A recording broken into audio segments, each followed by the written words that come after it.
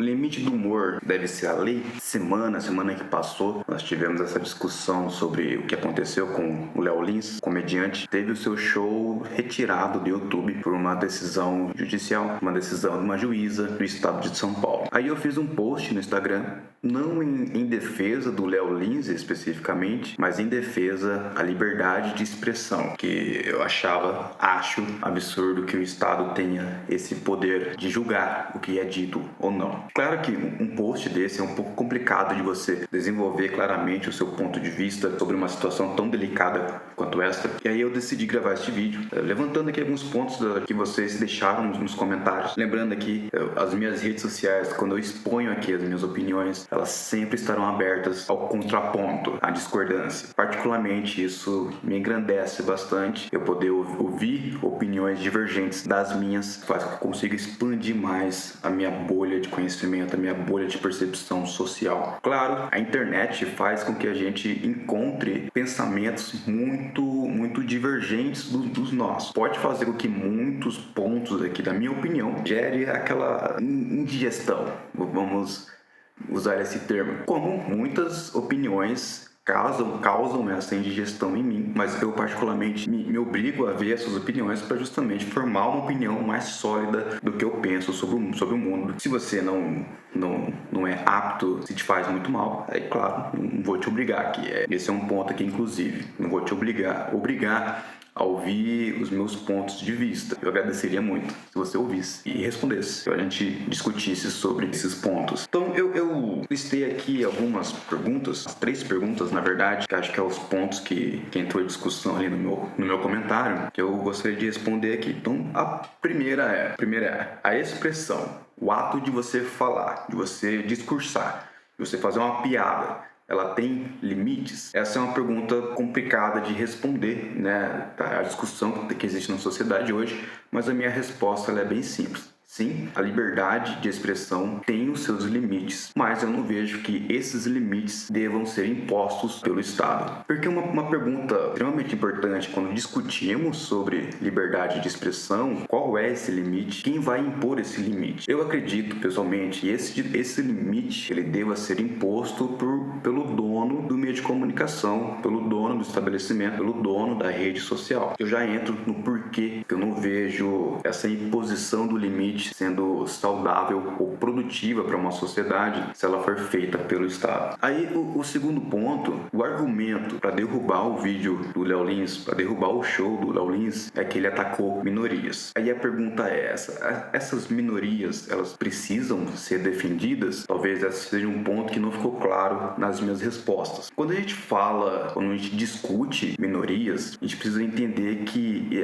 o termo minorias, ela existe muito mais para facilitar o raciocínio de um estudo sociológico. Você agrupa pessoas por características demográficas, fisiológicas e, enfim, etc., interesses, para poder pensar de uma maneira um pouco mais fácil, poder facilitar o seu raciocínio, poder facilitar a sua análise da sociedade, a sua análise macro ali da sociedade. Mas o que eu acho complicado quando você utiliza desse subterfúgio é que você ignora as individualidades dessas pessoas. E a minoria, ela não tem CPF. Você não tem um CPF do nordestino, você não tem um CPF do mineiro, um CPF do gay, você não tem um CPF do pobre. O que você tem é uma pessoa, de fato, um CPF que é escassas de recursos financeiros, que você vai chamar de pobre, mas é a pessoa. Você vai ter o CPF do indivíduo que nasceu em uma das dezenas de cidades lá do Nordeste. Eu digo nordestino porque foi citado nesse caso do Léo Lins, porque no show dele ele faz piada com o nordestino e outras minorias, né? E o que eu quero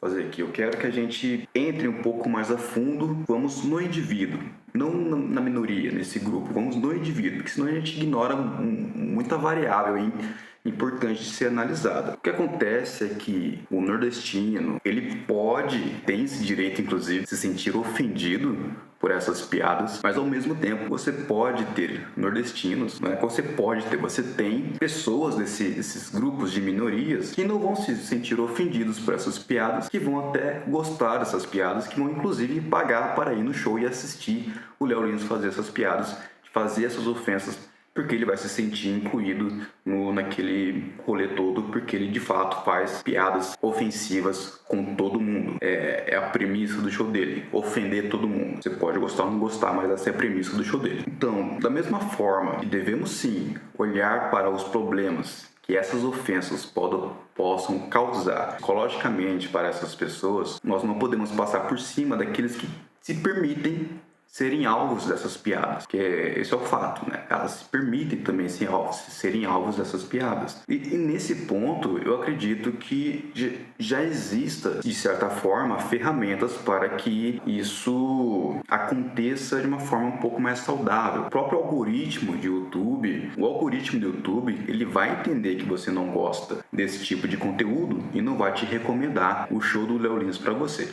E se recomendar, você já sabe que ele faz esse tipo de piada que você não vai curtir, que você não vai gostar. Dá uma gastura gigantesca que vai acabar com o seu psicológico e aí você não vai assistir porque você já sabe que ele faz esse tipo de piada. O show se chamava Perturbador. Então, eu pessoalmente acredito que essas ferramentas já são muito úteis. Mas também acho válido você fazer uma pressão social para que o YouTube, por exemplo, não permita mais esse tipo de piada. Então, esse é o meu ponto. A gente deve sim pensar o peso psicológico que essas ofensas podem causar para esses grupos de pessoas, mas também não podemos ignorar as pessoas que fazem parte desses grupos, que querem serem alvos de piadas, que querem fazer parte daquele grupo social. Limitar essa expressão, limitar essa forma de arte não é a solução. E aí vem a pergunta principal desse vídeo. A lei deve limitar a expressão? Se é correto a gente impor uma lei que julga a expressão, que julga o discurso, que julga a piada. E aqui eu quero fazer desenhar mais ou menos como eu enxergo a sociedade nesse caso. Então nós temos aqui o ser humaninho, vou botar aqui em cima o ser humaninho, que é eu, você, a pessoa que está ali, outra pessoa que está lá. Esses ser humaninhos, né, nós somos sociáveis, nós vamos nos associar com pessoas de interesses em comuns, seja por questões demográficas ou interesses intelectuais, por culturais. Eu mesmo acabo me associando aos nerds da computação gráfica, aos corredores de finais de semana, os roqueiros de bar, os bebedores de suco de laranja e nada mais, os crossfiteiros e por aí. A gente tem esses seres humanos que vão se associando em grupos, né? Inclusive, ou associam eles a esses grupos, né?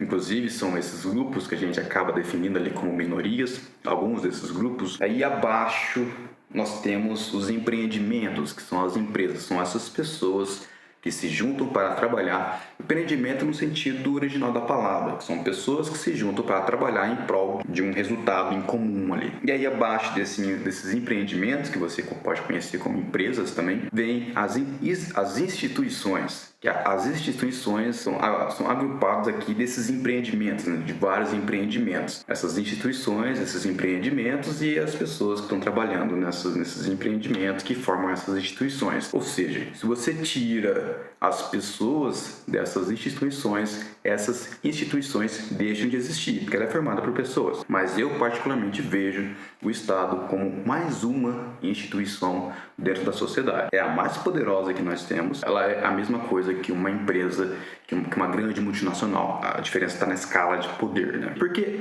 essas instituições são formadas por seres humanos, pessoas. Se você tira todo mundo que trabalha no Estado brasileiro, o Estado deixa de existir. Se vai virar um caos ou não, aí é outra história. Mas se tirar, ela deixa de existir. Se você tira todas as pessoas que trabalham nas empresas da Google, por exemplo, a Google deixa de existir. Se você tira as pessoas que trabalham numa ONG, aquela ONG como instituição deixa de existir. Então elas são formadas por pessoas. E pessoas, ser humaninhos, elas podem ser a pessoa mais virtuosa do mundo, sacrificar a vida inteira para fazer o bem para outra pessoa, ou ela pode ser aquele tipo de pessoa mais escrota do mundo que tá nem aí, passa por cima mesmo, tá apenas de olho no poder. Essas duas pessoas, elas existem no ambiente público, no ambiente privado. Então nós temos que tomar muito cuidado aos poderes que damos para esses tipos de pessoas. No ambiente público, na instituição como Estado, esse poder está diretamente atrelado aos políticos, porque é os políticos que vai definir como essa estrutura vai funcionar. Eles estão no topo da cadeia dessa instituição, seres humanos, pessoas. E político, a arma mais poderosa que eles têm para se manterem no poder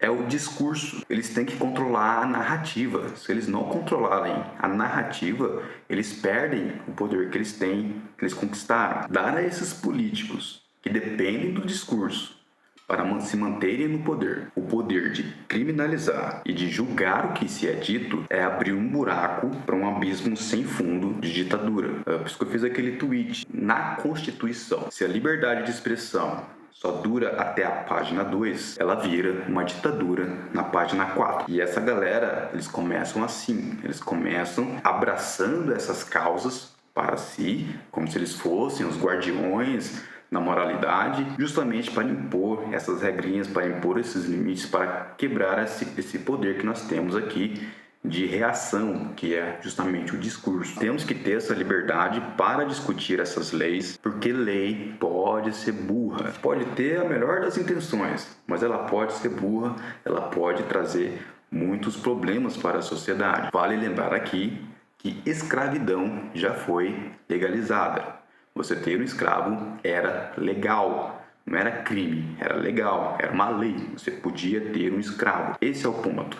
É você dar poder para político julgar e criminalizar o que você pode ou não dizer. Nós temos ferramentas nas próprias instituições de comunicação privadas que vão limitar o que pode ser dito ou não, é extremamente válido. Quando o monarca foi expulso do YouTube, está válido. Se o discurso que ele tem não agrada a plataforma, porque desagrada os espectadores daquela plataforma, é importante sim que você reaja, que você fale, que você manifeste para que a plataforma te entenda, veja como relevante a sua observação e ponha ali os limites. Obviamente, esse é o meu ponto, é o que eu penso, é o que eu vejo. Temos sim problemas que precisam ser olhados, problemas sociais que precisam de uma atenção maior. Eu realmente não vejo que você criminalizar o discurso seja a solução, seja o melhor caminho para resolver esses problemas. Você está livre a deixar um comentário aqui, pondo o seu contraponto, discordando completamente de mim, que eu vou ler e absorver. É isso, muito obrigado, até a próxima, tchau, tchau.